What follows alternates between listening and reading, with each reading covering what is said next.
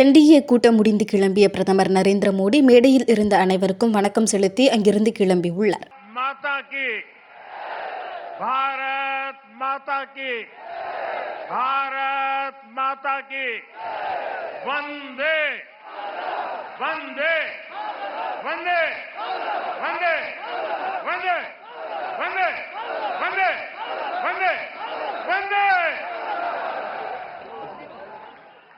भारत माता की भारत माता की भारत माता की மாண்புமிகு பாரத பிரதமர் நம்மிடமிருந்து விடை பெறுகிறார்.